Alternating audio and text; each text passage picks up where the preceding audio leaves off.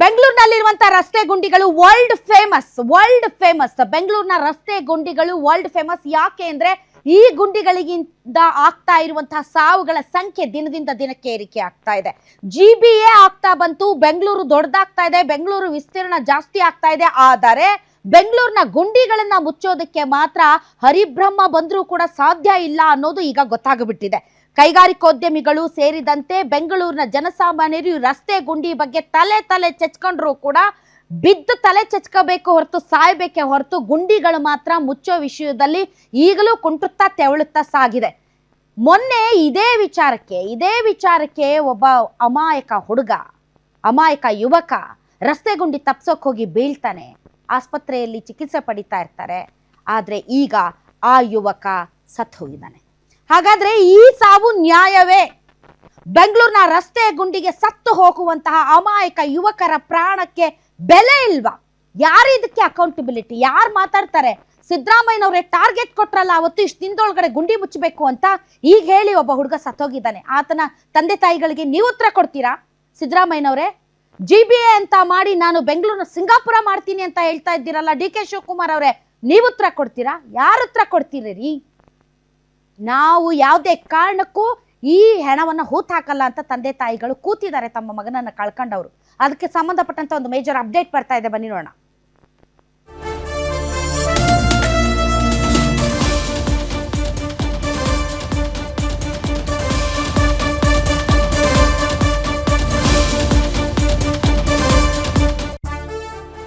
ಅಧಿಕಾರಿಗಳ ನಿರ್ಲಕ್ಷ್ಯಕ್ಕೆ ಹೋಯ್ತು ಅಮಾಯಕನ ಪ್ರಾಣ. ಗುಂಡಿ ತಪ್ಸೋಕ್ ಹೋಗಿ ಮಸಣ ಸೇರಿದ ಬೈಕ್ ಸವಾರ. PWD ಹಾಗೂ ನಗರಸಭೆ ನಿರ್ಲಕ್ಷ್ಯದಿಂದ ರಸ್ತೆಯಲ್ಲಿ ಗುಂಡಿಯಿಂದಾಗಿ ನಿಯಂತ್ರಣ ಸಿಗದೆ ಬಿದ್ದಿದ್ದ ಸವಾರ ತಬ್ರೇಜ್ ನಿಮಾನ್ಸ್ ನಲ್ಲಿ ಚಿಕಿತ್ಸೆ ಪಡಿತಾ ಇದ್ರು. ಆದ್ರೆ ಚಿಕಿತ್ಸೆ ಫಲಕಾರಿಯಾಗದೆ ತಬ್ರೇಜ್ ಸಾವನ್ನಪ್ಪಿದ್ದಾರೆ. ಗುಂಡಿಗೆ ಅಮಾಯಕರು ಬಲಿಯಾದ್ರೂ ಸ್ಥಳಕ್ಕೆ ಅಧಿಕಾರಿಗಳು ಬರ್ತಾ ಇಲ್ಲ. ಅವ್ರ ಮನೇಲಿ ಯಾರಿಗಾದ್ರೂ ಆದ್ರೆ ಆವಾಗ ಬಿಸಿ ಮುಟ್ಟೋದು. ಬೇರೆಯವ್ರ ಮನೆ ಮಕ್ಕಳಲ್ವಾ, ಇವ್ರಿಗೇನಾಗೋದು? ಶವವಿಟ್ಟು ಪ್ರತಿಭಟನೆಗೆ ಮುಂದಾಗಿದ್ದಾರೆ ಮೃತನ ಕುಟುಂಬಸ್ಥರು. ನೆಲಮಂಗಲ ನಗರದ ಸುಭಾಷ್ ನಗರದಲ್ಲಿರುವ ತಬ್ರೇಜ್ ಮನೆ ಸಾವಿಗೆ ನ್ಯಾಯ ನೀಡುವಂತೆ ಮೃತನ ಕುಟುಂಬಸ್ಥರಿಂದ ಆಗ್ರಹ. ನ್ಯಾಯ ಸಿಗೋವರೆಗೂ ಮೃತದೇಹ ತೆಗೆಯೋದಿಲ್ಲ ಅಂತ ಪಟ್ಟು ಹಿಡಿದಿದ್ದಾರೆ. ಮೃತ ತಬ್ರೇಜ್ ಮನೆಯ ಬಳಿ ಪೊಲೀಸರು ಬಿಗಿ ಭದ್ರತೆಯನ್ನ ಏರ್ಪಡಿಸಿದ್ದಾರೆ. ಯಾವುದೇ ಅಹಿತಕರ ಘಟನೆ ನಡೆಯದಂತೆ ಪೊಲೀಸರು ಭದ್ರತೆ. ಪೊಲೀಸರಿಗೆ ಬೇರೆ ಕೆಲಸ ಇಲ್ಲ, ಎಲ್ಲಿ ನೋಡಿದ್ರು ಅಲ್ಲಿ ನಿಂತ್ಕೊಂಡು ಪಾಪ ಭದ್ರತೆ ಕೊಡ್ತಾ ಇರಬೇಕು. ಒಂದು ರಸ್ತೆ ಸರಿ ಮಾಡಿ ಅಂತ ಅಂದ್ರೆ, ಗುಂಡಿಗಳನ್ನ ಮುಚ್ಚಿ ಅಂತ ಅಂದ್ರೆ ಆಯ್ತು. 5 ವರ್ಷದಿಂದ ಇವ್ರು ಗುಂಡಿ ಮುಚ್ಚೋದೇ ಆಗೋಯ್ತು. ಮತ್ತು ಒಂದು ಗುಂಡಿ ಮುಚ್ಚಕ್ಕೆ ಅದೆಷ್ಟೋ ರೂಪಾಯಿ ಅಂತಪ್ಪ ಮೇಲೆ.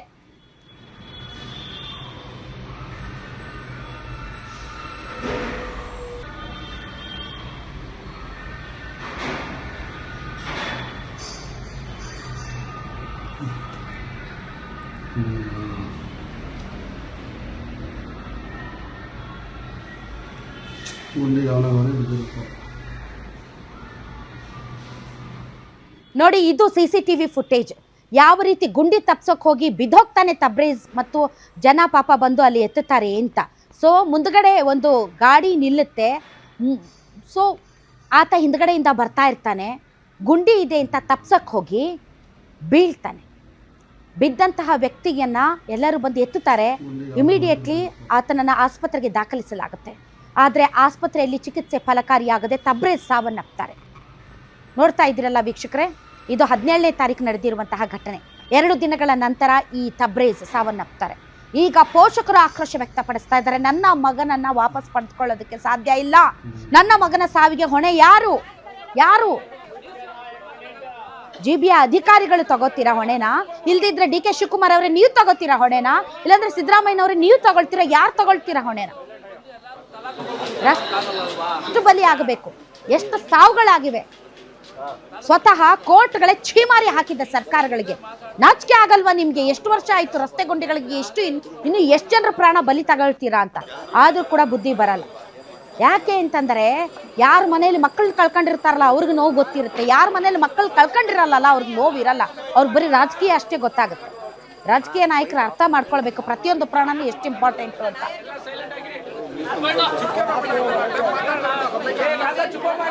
ಮಗ ಕಣಪ್ಪ, ಅದು ನಾವಿರೋದು ಯಾರು ಇಲ್ಲ. ನಮ್ಮ ಮನೆ ಗಂಡಸ್ರು ಕೆಲ್ಸಕ್ಕೆ ಹೋಗಿ ಬರೋವಾಗ ರೋಡ್ ಹತ್ರ ಇರೋದು.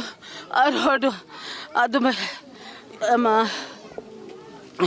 ರೋಡ್ ಅದು ಹೊಡೆಯೋದಕ್ಕೆ ಅಲ್ಲಿ ಬಿದ್ದು ಆ ಥರ ಆಗುತ್ತೆ. ನನಗೆ ಯಾರಿದ್ದಾರೆ ಹೇಳಿ? ಯಾರಿಲ್ಲ, ಚಿಕ್ಕ ಚಿಕ್ಕ ಮಕ್ಕಳು ಇದು. ಈ ಮಕ್ಳಿಗೆ ತೊಗೊಂಡು ನಾನು ಏನು ಮಾಡಲಿ? ನನಗೆ ಆಪ್ರೇಷನ್ ಆಗಿ 7 ತಿಂಗಳೈತೆ. ನಮಗೆ ಕಷ್ಟ ಬಿದ್ದು ನಾವು ಮಾಡ್ತಾಯಿದ್ದೀವಿ. ನನಗೇನು ಆಧಾರ ಇಲ್ಲ. ನಮಗೆಲ್ಲ ನೀವು ಮಾಡಿಕೊಡ್ಬೇಕು. ನನ್ನ ಮಕ್ಕಳಿಗೆಲ್ಲ ಮಾಡಿಕೊಡಿ. ನೀವೇ ನ್ಯಾಯ ಧರಿಸ್ಕೊಡಿ. ನಾವಿರೋದು ಇಬ್ಬರೇ ಹೆಣ್ಮಕ್ಳು, ಯಾರು ನಮಗಿಲ್ಲ, ಗಂಡು ಮಕ್ಳು ಯಾರೂ ಇಲ್ಲ. ಇದ್ದಿದ್ದೊಂದು ಆದಾಯ ಹೊಲ್ಟ ಇದ್ದು ಇನ್ಯಾರು ಅವರೇ, ಇನ್ಯಾರೂ ಇಲ್ಲ ನೋಡ್ರಿ. ಇದಕ್ಕೆ ನಾನು ಹೆಂಗೆ ಸಾಕಲಿ? ಇದಕ್ಕೆ ಹೆಂಗೆ ನೋಡೋಣ ನಾವು? ಹೆಂಗೆ ಮಾಡೋಣ ಸರ್? ನಾನು ಅಲ್ಲೆಲ್ಲ ರೋಡಾಗೆಲ್ಲ ಆ ಥರ ನಮ್ಮ ಮಗುಗಾಗಿದ್ದಾಯಿತು ಸರ್. ಬೇರೆಯವ್ರ ಮಕ್ಳಿಗೆ ಆಗೋದು ಬೇಡ. ನನ್ನ ಹೊಟ್ಟೆ ಹುರಿದೋಗಿದ್ದೆ, ಬೇರೆಯವ್ರ ಮಕ್ಳು ಉದ್ರೋಗಿ ಬೇಡ. ನೀವೇನಾದರೂ ಮಾಡಿ ದಾರ ಧರಿಸ್ಕೊಡಿ, ನ್ಯಾಯ ದೊರಕಿಸ್ಕೊಡಿ ಸರ್. ಮಗ ಸರ್ ಫೈನಲಿ ಅಲ್ಲ, ಈಗ ಫೈನಲಿ ಏನಿಲ್ಲ ಸರ್. ಈಗ ನೋಡಿ, ಇದು ಸತತವಾಗಿ ಆಗ್ತಿರುವಂತಹ ಸಾವು ನೋವುಗಳು. ಇದಕ್ಕೆ ತಲೆದಂಡ ಅಥವಾ ಮಾನದಂಡ ಅನ್ನೋದು ಯಾವುದೂ ಇಲ್ಲ. ಮನ್ಸೋ ಇಚ್ಛೆ ಕೆಲಸ ಮಾಡ್ತಾ ಇದ್ದಾರೆ ಅಧಿಕಾರಿಗಳು. ಅದಕ್ಕೆ ಜಿಲ್ಲೆಯ ದಣಿಗಳು ಬರಬೇಕು. ಜಿಲ್ಲೆಯ ಡಿ ಸಿ ಅವರು ಇಲ್ಲಿಗೆ ಬರಬೇಕು. ನಮಗೆ ಆಗಿರುವಂಥ ಸಮಸ್ಯೆನ ನಾವು ಅವ್ರ ಮುಂದೆ ಹೇಳ್ಕೊತೀವಿ.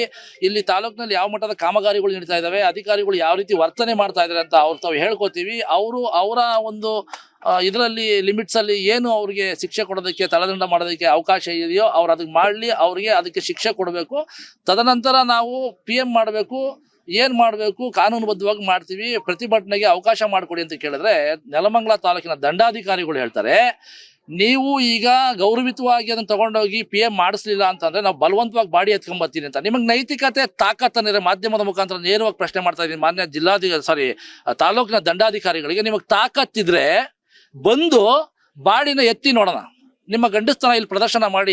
ಮಾನ್ಯ ತಹಸೀಲ್ದಾರ್ ಅವರೇ, ಬಂದಿಲ್ಲಿ ಎತ್ತಿ ನೋಡೋಣ. ನಿಮ್ಮ ತಾಕತ್ತಿದ್ರೆ ಬಂದು ಎತ್ತಿ ಬಾಡಿನ ನೋಡೋಣ ಸರ್. ಫೈನಲಿ ಅಲ್ಲ, ಈಗ ಫೈನಲಿ ಏನಿಲ್ಲ ಸರ್. ಈಗ ತಲೆದಂಡ ಅಥವಾ ಮಾನದಂಡ ಅನ್ನೋದು ಯಾವುದೂ ಇಲ್ಲ. ಮನ್ಸೋ ಇಚ್ಛೆ ಕೆಲಸ ಮಾಡ್ತಾ ಇದ್ದಾರೆ ಅಧಿಕಾರಿಗಳು. ಜಿಲ್ಲೆಯ ದಣಿಗಳು ಬರಬೇಕು. ಜಿಲ್ಲೆಯ ಡಿ ಸಿ ಅವರು ಇಲ್ಲಿಗೆ ಬರಬೇಕು. ನಮಗೆ ಎಸ್, ಒಟ್ಟಾರೆ ಈ ಘಟನೆಗೆ ಸಂಬಂಧಪಟ್ಟಂತೆ ಹೆಚ್ಚಿನ ಡೀಟೇಲ್ಸ್ ಕೊಡ್ತಾರೆ ನನ್ನ ಕಲೀಗ್ ಮೂರ್ತಿ. ಈಗ GBA ವ್ಯಾಪ್ತಿಯಲ್ಲಿರುವಂಥ ರಸ್ತೆಗಳು ಅಷ್ಟೇ ಮತ್ತು ಔಟ್ಸ್ಕಟ್ಸ್ ಅಲ್ಲಿರುವಂಥ ರಸ್ತೆಗಳು ಅಷ್ಟೇ. ಗುಂಡಿ ಎಲ್ಲಿ ನೋಡಿದ್ರು ಗುಂಡಿ. ಇವತ್ತು ಪ್ರಾಣ ಬಲಿಯಾಗಿದೆ. ಇದಕ್ಕೆ ಸಂಬಂಧಪಟ್ಟಂತೆ ಅಧಿಕಾರಿಗಳು ಏನು ಹೇಳ್ತಾರೆ? ಈಗ ಅಲ್ಲಿರುವಂತಹ ಹುಡುಗನ ಸಂಬಂಧಿಕರು ಯಾರಿದ್ದಾರೆ ಅವ್ರೇನು ಹೇಳ್ತಾರೆ? ಹೌದು ರಾಧಾ ಮೇಡಮ್, ನೆಲಮಂಗಲದಲ್ಲಿ PWD ಪೈಪ್ ಲೈನ್ ನ ಗುಂಡಿಗೆ ಬೈಕ್ ಇಳಿದು ಸವಾರ ಗಂಭೀರ ಗಾಯಗೊಂಡಿದ್ದ. ಮತ್ತೆ ಆತನನ್ನ ಏನೋ ಬದುಕುಳಿತಾನೆ ಅಂತ ಹೇಳ್ಬಿಟ್ಟು ಹೆಚ್ಚಿನ ಚಿಕಿತ್ಸೆಗಾಗಿ ನಿಮ್ಹಾನ್ಸ್ ಆಸ್ಪತ್ರೆಗೆ ಸಾಗಿಸಿ ಆತನಿಗೆ ಚಿಕಿತ್ಸೆ ಕೊಳ್ಳಲಾಗ್ತಿತ್ತು. ನಿನ್ನೆ ಚಿಕಿತ್ಸೆ ಫಲಕಾರಿಯಾಗದೆ ಆಸ್ಪತ್ರೆಯಲ್ಲಿ ಸಾವನ್ನಪ್ಪಿದ್ದಾನೆ. 2 ದಿನ ಏನೋ ಆಸ್ಪತ್ರೆಯಲ್ಲೇ ಚಿಕಿತ್ಸೆ ಪಡೀತಿದ್ದ. ಅಲ್ಲಿ ಚಿಕಿತ್ಸೆ ಫಲಕಾರಿಯಾಗದೆ ಸಾವನ್ನಪ್ಪಿರೋಂಥದ್ದು. ಇದೇನೋ ಕಳೆದ 17ರಂದು ಈ ಘಟನೆ ನಡೆದಿತ್ತು. ಈ ಒಂದು ಏನು CCTV ದೃಶ್ಯಗಳು ಕೂಡ ಸರಿಯಾಗಿತ್ತು. ಇಸ್ಲಾಂಪುರದ ನಿವಾಸಿ 32 ವರ್ಷದ ತಬ್ರೇಜ್ ಸಾವನ್ನಪ್ಪಿರುವಂತದ್ದು. ಹಾಗಾಗಿ ಏನು ಈಗ ಬರುತ್ತಾ ಮೂರ್ತಿ? ಇದು ಬೆಂಗಳೂರು ಗ್ರಾಮಾಂತರ ಜಿಲ್ಲೆ ನೆಲಮಂಗಲ ತಾಲೂಕಿಗೆ ಬರುತ್ತೆ. ಇದು ಬೆಂಗಳೂರು ಗ್ರಾಮಾಂತರ ಜಿಲ್ಲೆಯ ಅಧಿಕಾರಿಗಳು ವ್ಯಾಪ್ತಿಗೆ ಬರುವಂತದ್ದು. ಹಾಗಾಗಿ PWD ಇಲಾಖೆ ಆಗಲಿ ನಗರಸಭೆ ಅಧಿಕಾರಿಗಳಾಗಿ ಈ ಸ್ಥಳಕ್ಕೆ ಬರಬೇಕು. ಇವ್ರ ನಿರ್ಲಕ್ಷ್ಯದಿಂದನೇ ಸಾವಾಗಿದೆ. ಹಂಗಾಗಿ ಅಧಿಕಾರಿಗಳು DCಗಳು ಈ ಸ್ಥಳಕ್ಕೆ ಬರಲೇಬೇಕು. ಬರೋವರೆಗೂ ನಾವು ಯಾವುದೇ ಕಾರಣಕ್ಕೂ ಮನೆಯಿಂದ ಮೃತದೇಹ ನೀವು ಪೋಸ್ಟ್ ಮಾರ್ಟಮ್ ಮಾಡೋದಕ್ಕೆ ಯಾವುದೇ ಕಾರಣಕ್ಕೂ ಕೊಡಲ್ಲ ಅಂತ. ಯಾಕಂದ್ರೆ ಈ ಮೃತ ತಬ್ರೇಜ್ಗೆ ಪತ್ನಿ ಮತ್ತೆ 2 ಮಕ್ಕಳಿದ್ದಾರೆ, ಮತ್ತೆ ವಯಸ್ಸಾದ ತಾಯಿ ಇದ್ದಾರೆ. ಅವರೇ ಆಧಾರ ಸ್ತಂಭ ಆಗಿದ್ರು. ಒಬ್ಬನೇ ಮಗ POP ಕೆಲಸ ಮಾಡ್ಕೊಂಡು ಈಗ ಜೀವನ ಮಾಡೋದಕ್ಕೆ ಏನೋ ಅನುಕೂಲ ಆಗಿದ್ರು. ಈಗ ಆತ ಇವರ ನಿರ್ಲಕ್ಷ್ಯದಿಂದ, PWD ಇಲಾಖೆ ಮತ್ತೆ ನಗರಸಭೆ ಇಲಾಖೆಯವರಿಂದ ನಿರ್ಲಕ್ಷ್ಯದಿಂದ ಈ ತರ ಸಾವಾಗಿದೆ. ಹಾಗಾಗಿ ಯಾವುದೇ ಕಾರಣಕ್ಕೂ ನಮ್ಮ ಮಗನ ಮೃತದೇಹವನ್ನ ಮರಣೋತ್ತರ ಪರೀಕ್ಷೆಗೆ ಕೊಡಲ್ಲ. ಬಂದು ನಮಗೆ ಏನೋ ಸಾಂತ್ವನ ಹೇಳೋದು, ಪರಿಹಾರ ಹೇಳೋದು, ಅಥವಾ ಯಾರಾದ್ರೂ ಬರ್ಬೇಕಿತ್ತು. ಜನಪ್ರತಿನಿಧಿಗಳು ಬಂದಿಲ್ಲ, ಅಧಿಕಾರಿಗಳು ಬಂದಿಲ್ಲ. ಹಾಗಾಗಿ ನಾವು ಯಾವುದೇ ಕಾರಣಕ್ಕೂ ಈ ಮೃತದೇಹನ ಬಿಡಲ್ಲ ಅಂತ ಇದು ಮಾಡಿದ್ದಾರೆ. ಯಾವುದೇ ರೀತಿಯ ಅಹಿತಕರ ಘಟನೆ ನಡೆದಿದ್ದಂಗೆ ಇನ್ನು 100 ಸಂಖ್ಯೆಯಲ್ಲಿ ನೆಲಮಂಗಲ ಸಬ್ ಡಿವಿಷನ್ ಇಲ್ಲದಂತ ಎಲ್ಲಾ ಪೊಲೀಸರನ್ನು ಕೂಡ ಇಲ್ಲಿ ಮೃತ ತಬ್ರೇಜ್ ಮನೆ ಹತ್ರ ನಿಯೋಜನೆ ಮಾಡ್ಕೊಂಡಿರೋಂಥದ್ದು ರಾಧಾ ಮೇಡಮ್. ಓಕೆ, ಏನೇ ಆಗಲಿ ಮೂರ್ತಿ, ಇದು GBA ವ್ಯಾಪ್ತಿ ಇರಲಿ, ನೆಲಮಂಗಲ ಏನು ಬೆಂಗಳೂರಿಂದ ಭಾಳ ದೂರ ಇಲ್ಲ. ಸೊ ಸುತ್ತಮುತ್ತ ಎಲ್ಲಿ ನೋಡಿದ್ರು ಅಲ್ಲೂ ರಸ್ತೆ ಗುಂಡಿಗಳು, ಅಮಾಯಕರು ಪ್ರಾಣ ಕಳ್ಕೊಳ್ತಾ ಇದ್ದಾರೆ. ಎಲ್ಲಂದರೆ ಅಲ್ಲಿ ಪೈಪ್ ಆಗಿದ್ದಾರೆ. ಅದೇನೋ ಕೋಆರ್ಡಿನೇಷನ್ಗೆ ನಾವು ಒಂದು ಎಲ್ಲರನ್ನೂ ಸೇರಿದಂತೆ ಒಂದು ನಾವು ಸಮನ್ವಯಕ್ಕೆ ಸಂಬಂಧಪಟ್ಟಂತ ಅದೇನೋ ಮಾಡ್ತೀವಿ, ಎಲ್ಲ ಇಲಾಖೆಗಳನ್ನು ಒಟ್ಟಿಗೆ ಸೇರಿಸ್ಬಿಡ್ತೀವಿ, ಏನೇನೋ ಹೇಳ್ತಾರೆ, ಆದರೆ ಯಾವುದು ಕಾರ್ಯಗತ ಆಗಲ್ಲ. ನೋಡಿ ಆ ಹೆಣ್ಮಗಳು, ಆ ತಾಯಿ ಮಾತಾಡ್ತಾ ಇರೋದು, ನನ್ನ ಹೊಟ್ಟೆ ಉರಿದಂಗೆ ಬೇರೆ ತಾಯಂದ್ರ ಹೊಟ್ಟೆ ಉರಿಬಾರ್ದು. ಆ ಕಾರಣಕ್ಕೆ ದಯವಿಟ್ಟು ಯಾರು ಅಧಿಕಾರಿಗಳು ಇದು ಉತ್ತರ ಕೊಡ್ತೀರಂದ್ರೆ ಯಾರೂ ಬರಲ್ಲ, ಯಾಕೆಂದ್ರೆ ಅವ್ರಿಗೆ ಗೊತ್ತು ಸುಮ್ಮನೆ ಬಿಡಲ್ಲ ಜನ ಇಂಥ ವಿಚಾರಗಳಲ್ಲಿ ಅಂತ. ಥ್ಯಾಂಕ್ ಯು ವೆರಿ ಮಚ್ ಮೂರ್ತಿ ತಮ್ಮ ಈ ಎಲ್ಲ ಮಾಹಿತಿಗಾಗಿ. ಒಟ್ಟಾರೆ ಅಧಿಕಾರಿಗಳ ನಿರ್ಲಕ್ಷ್ಯಕ್ಕೆ ಅಮಾಯಕನ ಪ್ರಾಣ ಹೋಗಿದೆ. ಯಾಕೆ ಅಂತಂದರೆ ಚಿಕ್ಕ ವಯಸ್ಸು, ಮದುವೆ ಆಗಿದೆ, 2 ಮಕ್ಕಳಿದ್ದಾರೆ, ವಯಸ್ಸಾದಂತಹ ತಾಯಿ ಇದ್ದಾರೆ, ಒಬ್ಬನೇ ಮಗ. ಈಗ ನಮ್ಗೆ ಯಾರು ದಿಕ್ಕು? ಹೀಗಾಗಿ ಯಾರಾದರೂ ಬಂದು ಅಟ್ಲೀಸ್ಟ್ ಏನಾಗಿದೆ ಅಂತಲೂ ಕೂಡ ಅಧಿಕಾರಿಗಳು ಇಣುಕು ನೋಡದೆ ಇರುವಂತಹ ಪರಿಸ್ಥಿತಿ ನಿರ್ಮಾಣ ಆಗಿದೆ. ಅವ್ರು ಬಂದು ನಮ್ಗೇನಾದರೂ ಹೇಳೋವರೆಗೂ ಕೂಡ ನಾವು ಈ ಒಂದು ಮುಂದಿನ ಪ್ರಕ್ರಿಯೆಗಳೇನಿದೆ ಅದಕ್ಕೆ ನಾವು ಆಸ್ಪದ ಕೊಡೋದಿಲ್ಲ ಅಂತ ಅಲ್ಲಿನ ಗ್ರಾಮಸ್ಥರು ಮತ್ತು ಅವರ ಕುಟುಂಬ ಸದಸ್ಯರು ಪಟ್ಟು ಹಿಡಿದು ಕೂತಿದ್ದಾರೆ. ಇನ್ನಾದರೂ ಹೋಗಿ ಅಧಿಕಾರಿಗಳು ಒಂದು ಸ್ವಲ್ಪ ಮಾನವೀಯತೆ ತೋರಿಸಿ ಹೋಗಿ ಅಲ್ಲಿ ಆ ವಯಸ್ಸಾದ ತಾಯಿನ, ಆ ಹೆಂಡತಿ ಮಕ್ಕಳಿಗೆ ಏನಾದರೂ ಸಾಂತ್ವನ ಹೇಳಿ. ಅದು ಆ ಹುಡುಗನ ತಪ್ಪಲ್ಲ, ನಿಮ್ಮ ತಪ್ಪಿಂದ ಆಗಿರುವಂತಹ ಆಕ್ಸಿಡೆಂಟ್.